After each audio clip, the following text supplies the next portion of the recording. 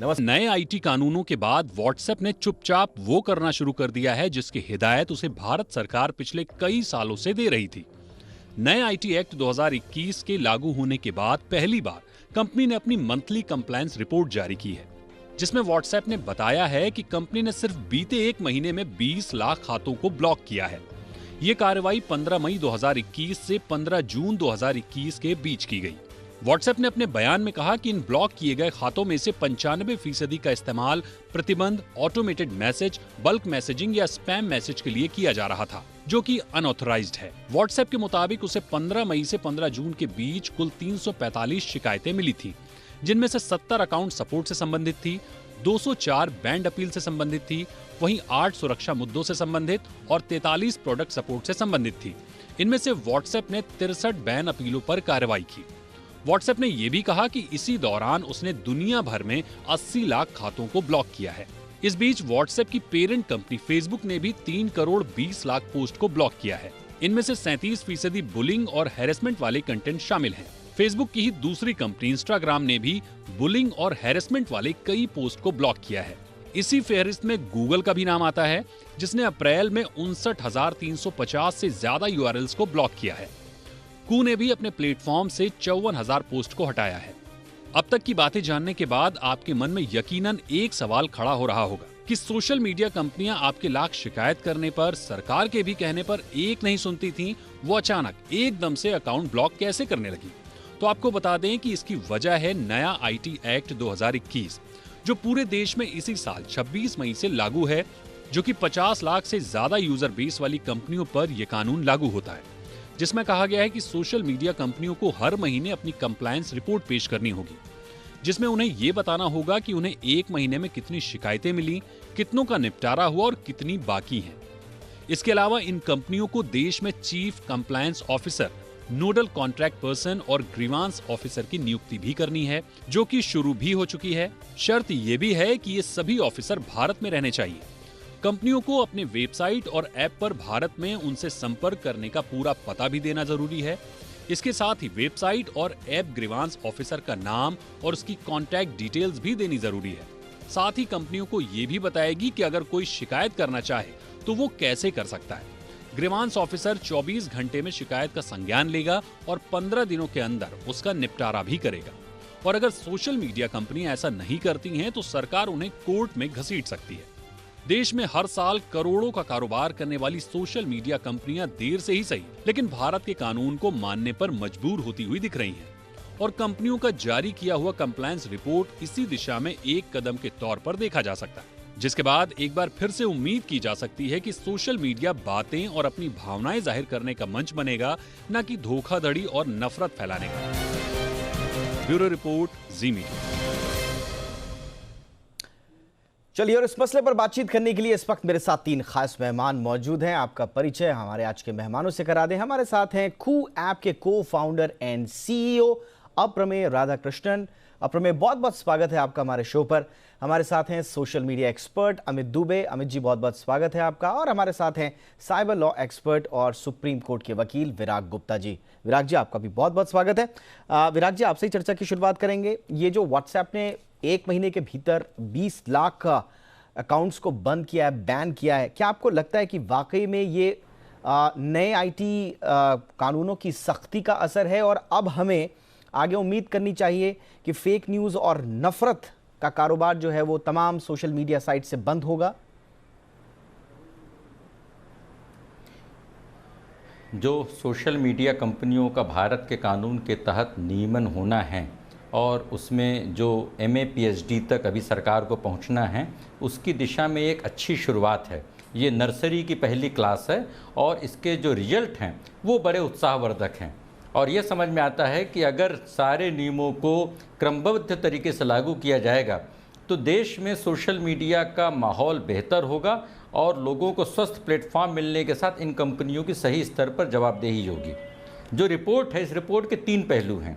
पहला पहलू ये है कि इस रिपोर्ट में उन्होंने जो इतने सारे अकाउंट्स को जो ब्लॉक किया है वो दिखाता है कि बल्क मैसेजिंग का जो एक चक्कर है, जो एक पूरा कमर्शियल नेटवर्क है और वो कॉमर्शियल नेटवर्क किस तरीके से कॉरपोरेट के लिए काम करता है, घृणा फैलाने के लिए काम करता है, और पॉलिटिकल पार्टीज़ के आईटी सेल्स के लिए काम करता है, तो उसको उन्हें और भी गंभीरता से, न सिर्फ व्हाट्सएप को, सारी कंपनियों को उस पर लगाम लगाने की ज़रूरत है। ये पहला है।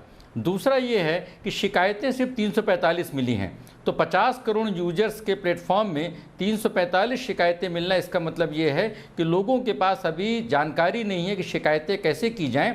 इसके लिए सबसे बेहतरीन तरीका ये है कि व्हाट्सएप शिकायत के लिए अपना व्हाट्सएप नंबर जारी करे, उसमें कोई कॉम्प्लिकेशन नहीं होना चाहिए। जितनी आसानी से आप उनके प्लेटफॉर्म का इस्तेमाल करते हैं, उतनी आसानी से आप उनके प्लेटफॉर्म पे शिकायत भी दर्ज करा सकें। और जिसका तीसरा पहलू ये है कि जो ये तीनों ऑफिसर्स की नियुक्ति है, जो ग्रीवांस ऑफिसर है, कंप्लाइंस ऑफिसर है, नोडल ऑफिसर है, और भारत में उनके स्टाफ की ही नियुक्ति होनी चाहिए, उसका फिजिकल ऑफिस होना चाहिए। मुझे लगता है कि WhatsApp, Facebook, Google, Twitter, Apple, इन सारे लोगों ने अभी तक नहीं किया है, और इसको बिल्कुल कड़ाई से सुनिश्चित करके इसकी एक सरकार एक पब्लिक नोटिस जारी करके बताए, विज्ञापन दे के बताए कि इस तरीके से कंप्लाइंस हो गया है। एक चिंताजनक बात है, नए मंत्रिमंडल के गठन के अगले दिन बिजनेस स्टैंडर्ड में खबर थी कि इन कंपनियों के ग्रीवांस ऑफिसर को परमानेंट एस्टेब्लिशमेंट नहीं माना जाएगा और इसका टैक्स पर्पस से कोई महत्व नहीं रहेगा। मैं समझता हूं कि ये बात उचित नहीं है, और इन कंपनियों के ग्रीवांस ऑफिसर के बाद इन कंपनियों से टैक्स वसूली भी होनी चाहिए। ऑल राइट, तो एक मसला अभी भी रहता है कि भारत में ग्रीवांस ऑफिसर्स की नियुक्ति में आखिर क्यों आनाकानी हो रही है। अप्रमेय, मैं आपके पास आना चाहूंगा। देखिए, जब भी इस तरह की सख्ती सरकार बरतती है तो उसमें दो पहलू समझ में आते हैं। एक, सरकार की ओर से ये कहना होता है साफ तौर पर कि भाई हमारी जो डिजिटल इंटेग्रिटी है, देश की डिजिटल संप्रभुता है, उसके लिए ये सख्ती, ये नियमन बहुत ज़रूरी है। लेकिन दूसरी तरफ फिर वही बात उभर कर सामने आ जाती है जो ये प्लेटफॉर्म जो है कोर्ट्स में देते हैं कि भाई लोकतंत्र पर, आज़ादी की, अभिव्यक्ति की आज़ादी पर खतरा। अब ऐसे में तालमेल बिठाकर आपको नियमों को भी मानना है, बिजनेस भी करना है, लोगों को सहूलियत भी देनी है, ये बैलेंस कैसे हो पाता है? सोशल मीडिया जो इंडस्ट्री है उसमें 3 पिलर्स हैं। पहला यूजर्स है, दूसरा प्लेटफॉर्म है, और तीसरा गवर्नमेंट है। Whichever country you look at, these are the 3 pillars. So ये तीनों पिलर एक लेवल टेबल जैसा है। जब भी if any one of the pillars become get stronger, or stop following rules that the other two want, तब क्या होगा, एक imbalance हो जाता है। तो एक constant dialogue के साथ ये तीनों पिलर्स को काम करना चाहिए, है ना। तो अभी क्या हो रहा था कि सोशल मीडिया कंपनीज जो है, ग्लोबल जायंट्स है, उनका जो पावर था वो ज्यादा हो रहा था। सो इसीलिए गवर्नमेंट ने आके बोला कि मेरा ये रूल्स है, ये गाइडलाइंस है, इसको पालन करना चाहिए। जब पालन किया तब फिर से बैलेंस हो गया जो ये पावर इक्वेशन था। तो इसी प्रकार से whenever if the government starts doing something, then the imbalance will again start happening. Then users will say, okay, I don't want to use social media platforms anymore. So I think at all points in time it has to be a constant dialogue, and that is how this will go into the future. मैं एक सवाल मेरा आपसे एक और है, लेकिन फिलहाल मैं अमित दुबे के पास चलना चाहूँगा। अमित, सरकार और डिजिटल प्लेटफॉर्म्स के बीच में ये जो एक तरह से रस्साकसी आप जिसे कह सकते हैं, ये पुरानी काफ़ी है और इस पर आगे भी चर्चाएं होती रहेंगी, बहस होती रहेंगी। लेकिन इस बीच में व्हाट्सएप ने जो अपने 20 लाख अकाउंट्स को ब्लॉक किया या बैन किया है, उससे आम आदमी के लिए क्या संदेश जा रहा है? क्या आम आदमी को अब ज़्यादा अलर्ट, ज़्यादा सतर्क होकर अपने मैसेजेस को फॉरवर्ड करना होगा, अपने ग्रुप्स में बिहेव करना होगा, ताकि वो जाने अनजाने नफरत और फेक न्यूज़ के जाल में न फंस जाए? देखिए दीपक जी, बहुत सही सवाल आपने पूछा, क्योंकि इससे सीधा लोगों पे इम्पैक्ट पड़ता है।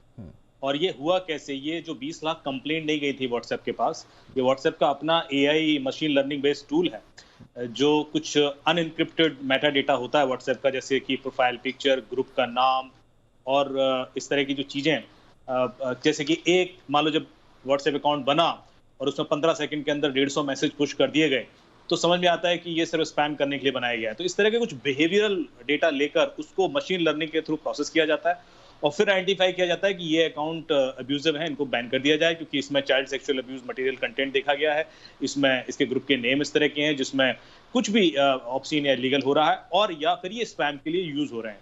20 लाख ऐसे अकाउंट एक महीने में बंद होना अपने आप में बहुत बड़ी बात है, क्योंकि वर्ल्ड वाइड 80 लाख ऐसे अकाउंट बंद होते हैं और इंडिया में 25% का आप सोचिए इस तरह का अब्यूज हो रहा था। तो ये जो कंसर्न था, जैसा कि अभी विराग जी ने कहा, ये कंसर्न बहुत वैलिड था गवर्नमेंट ऑफ इंडिया का कि हमारे यहाँ इतना क्राइम और मिसयूज हो रहा था व्हाट्सएप का। अच्छी चीज जो है वो ये है कि इसमें बिना मैनुअल इंटरवेंशन के, बिना किसी की प्राइवेसी कंप्रोमाइज किए व्हाट्सएप 20 लाख अकाउंट आइडेंटिफाई कर लेता है और उसमें उसने किसी का end to end encryption break नहीं किया है, उसने किसी का मैसेज नहीं देखा है, उसके बावजूद 20 लाख अकाउंट आइडेंटिफाई कर लिए। कल के दिन यदि अंदर देख लेता तो पता नहीं वो 1 करोड़ हो जाते। तो समझने वाली बात यह है कि बिना किसी की प्राइवेसी ब्रीच किए भी टेक्नोलॉजी इतनी इंपॉर्टेंट है, इतनी इक्विप्ड है कि वो बिल्कुल अमित भाई, लेकिन सरकार, अमित भाई, सरकार यही तो समझा रही थी ना इन कंपनीज को कि आप बिना प्राइवेसी को कॉम्प्रोमाइज किए हुए एंड टू एंड एन्क्रिप्शन पर को कोई धक्का पहुंचाए हुए आप कर सकते हैं। तो ये अब तक जो दलीलें दी जा रही थी और ट्विटर तो अभी भी दे रहा है, तो फिर ये दलीलों का मायने क्या थे? नहीं, ये बिल्कुल गलत दलीलें हैं और मैं मेरे ख्याल से बाकी दोनों जो हमारे पैनलिस्ट हैं उनका भी इसमें एंडोर्समेंट चाहूंगा, क्योंकि टेक्नोलॉजी आज की डेट में इतना एडवांस है, मतलब मशीन लर्निंग या एआई यूज करके हम काफी सारी चीजें अपने आप पता कर सकते हैं और काफी हद तक इस तरह के अब्यूज को रोक सकते हैं, जिसका की रिक्वेस्ट की गई थी गवर्नमेंट ऑफ इंडिया द्वारा, जो हमेशा से ये लोग मना करते रहे हैं। पर जो भी डेटा आ रहा है, अभी तो पहली रिपोर्ट आई है, पहली इस तरह की कंप्लायंस रिपोर्ट है, ठीक है, और इसके बाद आप धीरे धीरे देखिए कितना चेंज होगा, जो साइबर क्राइम रुकेगा, जो आम लोगों को फायदा पहुंचेगा इससे, क्योंकि कोई भी क्राइम करने के लिए लोग व्हाट्सएप पे कॉल करके एक्सटॉर्शन करना, सेक्सटॉर्शन करना, धमकी दे देना, लोगों के मैसेज वायरल कर देना, ये जो सारी चीजें होती थी अब ये रुकेंगी, आम जनता को सीधे फायदा पहुंचेगा और लोगों को समझ में आएगा कि गवर्नमेंट की एक्सपेक्टेशन बिल्कुल सही थी। ऑलराइट, एक छोटे से ब्रेक के लिए रुकते हैं, चर्चा को आगे बढ़ाएंगे, बहुत सारे सवाल अभी बाकी हैं। तो क्या जिसका जिक्र अप्रमेय कर रहे थे कि एक बैलेंस बना है, लेकिन क्या ये बैलेंस सोशल मीडिया और सरकार के बीच में वाकई में बैलेंस बना है, या पहले सोशल मीडिया हावी थी और अब कहीं सरकार का पल्ला तो भारी नहीं हो गया? इस पर भी बहस हो रही है। तो क्या वाकई में अभी भी वो बैलेंस है? तो व्हाट्सएप ने 1 महीने के भीतर 20 लाख अकाउंट्स को बैन किया है। कहा यह जा रहा है कि जो नए आईटी रूल्स हैं उनका असर अब सोशल मीडिया साइट्स पर दिखने लगा है। विराग जी, लेकिन व्हाट्सएप की तो चलिए हम कहानी का जिक्र कर ही रहे हैं, लेकिन ट्विटर का क्या? ट्विटर तो 6 जुलाई 5 जुलाई को हाई कोर्ट में साफ तौर पर यह स्वीकार करता हुआ नजर आया कि हाँ, हम तो आईटी रूल्स को नहीं मान रहे हैं, ग्रीवांस ऑफिसर की नियुक्ति कब होगी नहीं बता रहे हैं, हाई कोर्ट को फटकार लगानी पड़ती है कि आप कब तक अपनी मनमर्जी चलाएंगे और हम आपको प्रोटेक्शन ज़्यादा नहीं दे सकते, इसलिए सरकार को आप पर कार्रवाई करने का अधिकार है। तो जब खुलेआम कंपनियों का इस तरह का रवैया है, तो क्या आपको लगता है कि आईटी रूल्स को लेकर अभी भी गंभीर हैं ट्विटर जैसी सोशल मीडिया प्लेटफॉर्म्स? देखिए, आईटी रूल्स में किसी भी हाई कोर्ट ने इस तरीके का कोई स्टे नहीं दिया और ट्विटर भारत के कानून से ऊपर नहीं है और ट्विटर को भारत का कानून मानना ही चाहिए और सरकार को इसके बारे में जो भी समुचित कार्रवाई हो वो करनी चाहिए।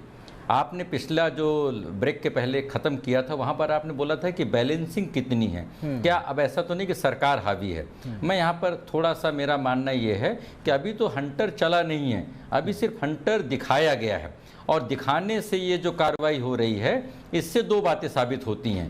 पहली बात कि पिछले 5, 6, 8 सालों में इन कंपनियों ने भारत में कितना एक अपराध, कितने तरीके की इन्होंने अवैधता पैदा की होगी, इसका अंदाज लगाना मुश्किल है। अगर सिर्फ 1 महीने में 20 लाख ऑब्जेक्शनेबल अकाउंट्स बंद किए गए तो इसकी लापरवाही की कितनी समाज को, देश को क्षति पहुंची होगी। दूसरा, इनके जो भी एक्सक्यूज़ हैं प्राइवेसी के, वो सब के सब एक गलत हैं, मनगढ़ंत हैं और उनका भविष्य में सरकार और अदालतों को कोई कॉग्निजेंस नहीं लेना चाहिए। अब मैं जो के आपके जो इसमें गेस्ट हैं उन्होंने बोला कि 3 स्तंभ हैं, यूजर्स, सरकार और कंपनियां। इसको मैं इस तरीके से बोलूं कि यूजर्स एक खेत हैं, उस खेत पे ये जो कंपनियां हैं ये जमींदार हैं और वहाँ पर खेती कर रही हैं। अगर व्हाट्सएप की बात देखें तो फेसबुक, व्हाट्सएप, इंस्टाग्राम तीनों मिलके भारत में उनके 70-80 करोड़ यूजर्स हैं। वो फसल पैदा करती हैं और खरपतवार के तौर पर अफीम जैसी चीज़ें पैदा करती हैं। ये जो 20 लाख अकाउंट बंद हुए हैं, अफीम की उसी फसल को थोड़ा सा नष्ट किया गया है, लेकिन पूरी खरपतवार अभी नष्ट नहीं की गई। और जो फसल है वो डेटा की फसल है, जिस पर उनको सरकार को राजस्व देना है, यूजर्स को राजस्व देना है। मैं और इस पूरे मसले पे अभी संतुलन, ये बड़ा इंपॉर्टेंट सवाल आपने पूछा है विराग जी। मैं इसी सवाल के साथ अप्रमेय के पास जाऊंगा। अप्रमेय, मेरे पास दो सवाल हैं आपके लिए, मैं चाहूंगा संक्षेप में आप जवाब दें। पहला, क्या 20 लाख अकाउंट्स को हैक कर देना, जैसे कि अमित भी कह रहे थे कि ये तो आपका एआई का और मशीन लर्निंग का जो है ये पूरा सिस्टम है जिसकी वजह से आप कर रहे हैं। अगर सरकार आपको कहे कि देखिए ये अकाउंट्स हैं और हम चाहते हैं कि इन पर लगाम लगे क्योंकि इनकी वजह से हमारी अखंडता संप्रभुता पर खतरा है, क्या उन पर कार्रवाई होगी? नंबर 1। और नंबर 2, ये सोशल मीडिया प्लेटफॉर्म की तरफ से मैं पूछ रहा हूं, क्या इस पूरी कवायद के बाद सोशल मीडिया प्लेटफॉर्म्स का हाल इंटरनेट सर्विस प्रोवाइडर जैसा नहीं हो जाएगा कि सरकार ने जब बोला बैन करना पड़े और जब बोला तो फिर अंकुश हटाना पड़े? नहीं, जो भी टेक डाउन नोटिस आएगा एक अथॉरिटी से आएगा, रेलेवेंट अथॉरिटी से, और ट्रांसपेरेंसी के साथ इसको निकाला जाएगा। क्योंकि अगर सोशल मीडिया प्लेटफॉर्म्स और गवर्नमेंट और या जो भी है ट्रांसपेरेंसी के साथ नहीं काम करते तो तब प्रॉब्लम होता है। अगर जो भी नोटिस आता है उसको ट्रांसपेरेंसी के साथ सबको बोल के वो उसका टेक डाउन करेंगे सोशल मीडिया एप्स, तब कोई प्रॉब्लम नहीं होगा। क्योंकि ट्रस्ट जो है यूजर्स का प्लेटफॉर्म के पास भी साथ भी है और गवर्नमेंट के साथ भी है। प्लेटफॉर्म और गवर्नमेंट दोनों को यूजर्स का ट्रस्ट अर्न करना बहुत जरूरी है, क्योंकि फ्रीडम ऑफ स्पीच पैरामाउंट है। क्योंकि जब कू पे जो भी यूजर्स हैं वो आके बोलते हैं, वो 99% अच्छा बोलते हैं। 1% जो है वो क्रिमिनल माइंड ऐसा कोई आता है और न्यूसेंस क्रिएट करता है। तो ये सब रूल्स जो है वो 1% के लिए, बाकी 99% यूजर्स को एक सेफ जगह देने के लिए गवर्नमेंट का रूल्स और सोशल मीडिया प्लेटफॉर्म्स का एफर्ट जारी होना चाहिए। नहीं, बट मैं आपसे अप्रमेय इसलिए पूछ रहा था क्योंकि दुनिया में कई बार देखा गया और इस बात पे बहस भी हुई है कि कहीं सोशल मीडिया प्लेटफॉर्म्स या उनके अधिकारी कहीं दबाव में आकर अपने पॉलिटिकल मास्टर्स के कहने पर कहीं फिर अनुचित कार्रवाइयां न करने लग जाए। ये सुनिश्चित कैसे करेंगी सोशल मीडिया साइट्स के संप्रभुता और अखंडता भी सुनिश्चित है और अभिव्यक्ति की आजादी भी सुरक्षित है? हाँ, जो बैलेंस का बात किया था मैंने, उस पे आ जाएंगे फिर, है ना। जब भी किसी एक पिलर का स्ट्रेंथ ज्यादा हो जाता है तब यूजर्स को पता लग जाता है कि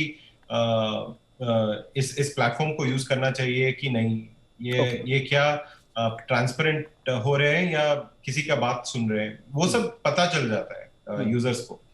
तो एक कांस्टेंट डायलॉग और कांस्टेंट एफर्ट के साथ तीनों पिलर्स को सोशल मीडिया को सक्सेस करना है। यानी कि गवर्नमेंट और सोशल मीडिया प्लेटफॉर्म में जो भी इंटरैक्शंस हो रहे हैं, कम से कम एक ब्रांडिंग तो होती है जो यूजर के पास जाती है और उसके बाद वो अपना अगला फैसला लेता है उस ब्रांड के बारे में। अमित दुबे, आपसे मैं क्लोजिंग मार्क लेना चाहूंगा। क्या वाकई में अब ये माना जाए कि व्हाट्सएप ने जो सख्ती दिखाई है अब आगे पिक्चर गुडी गुडी रहने वाली है? सोशल मीडिया साइट्स, ठीक है, आप रूल्स को तो मानना ही पड़ेगा आपको, क्योंकि रूल्स तो आपको मानने ही पड़ेंगे अंततोगत्वा, लेकिन उसमें कहीं पॉलिटिकल मास्टर्स की जी हुजूरी भी ना झलके, तो ये बैलेंस क्या वाकई में अब बन पाएगा?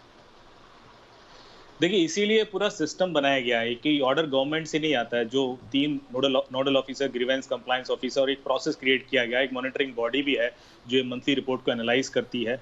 तो ये कोई एक व्यक्ति या एक संस्था निर्णय नहीं ले रही है, इसमें काफी सारे लोग इन्वॉल्व हैं और हर एक यूनिट से कोई ना कोई रिप्रेजेंटेटिव है। तो इस वजह से ये ट्रांसपेरेंट रहेगा। कोई भी आज के डेट में टेलीकॉम ऑपरेटर को कोई रिक्वेस्ट जाती है तो उसी प्रोसेस के थ्रू जाती है, गृह मंत्रालय से एक अप्रूवल लिया जाता है और उसके बाद वो डेटा मांगा जाता है। तो ये हमेशा क्लियर रहता है, कल के दिन आरटीआई डाल के आप मांग सकते हो कि ये क्यों मांगा गया था, किस पर्पस से मांगा गया था, कौन सी एफआईआर थी इसके अगेंस्ट, किसको नुकसान पहुंच रहा था। तो ये ट्रांसपेरेंट सिस्टम ही लोगों को भरोसा क्रिएट करता है। मुझे नहीं लगता कि इसका मिसयूज उस हद तक हो पाएगा। जहां तक ट्विटर की बात है, मैं कहूं क्योंकि व्हाट्सएप के पास तो एक वैलिड रीजन है, क्योंकि वो एंड टू एंड इंक्रिप्शन देता है और डेटा प्राइवेसी के कंसर्न उनके थे मेरे ख्याल से, इसलिए वो उन्होंने एक कंसर्न, जाहिर से बात है कि यदि हम सोर्स को आइडेंटिफाई करेंगे या पेनिट्रेट करेंगे तो कुछ सिस्टम में चेंज करने पड़ेंगे। ट्विटर को तो ऐसा कुछ नहीं करना था। ट्विटर के पास ऐसी कोई लिमिटेशन नहीं थी। ट्विटर तो फालतू में अड़ा हुआ है। ट्विटर का तो डेटा ही पब्लिक है। बिल्कुल, और इसीलिए दिल्ली हाई कोर्ट में, जिसकी शरण में बार बार ट्विटर जा रहा था, अब दिल्ली हाई कोर्ट ने भी हाथ खड़े कर दिए, कहा कि हम आपको ज्यादा प्रोटेक्शन नहीं दे सकते और सरकार को आप पर कार्रवाई करने का पूरा अधिकार है। बहरहाल, जिस बैलेंस की हम लोग बात कर रहे थे, आज काफी बैलेंस चर्चा भी, और जिस बैलेंस की हम बात कर रहे थे, विराग जी मेरे पास वक्त अब खत्म हो चुका है, आई एम वेरी सॉरी, लेकिन अगली बार हम एक इस चर्चा को यहीं खत्म नहीं करना चाहते हम, क्योंकि अभिव्यक्ति की आज़ादी से जुड़ा हुआ मसला है, इसलिए इस पर आगे भी हम चर्चा करते रहेंगे। आपका फिलहाल तीनों का आने के लिए बहुत बहुत शुक्रिया। विराग जी शुक्रिया वक्त निकाला आपने। Aprameya, thank you so much. Amit Dubey आपका भी बहुत बहुत शुक्रिया। इसी के साथ ये था आज का आपकी खबर आपका फायदा। देखते रहिए जी बिजनेस। इजाजत दें, नमस्कार।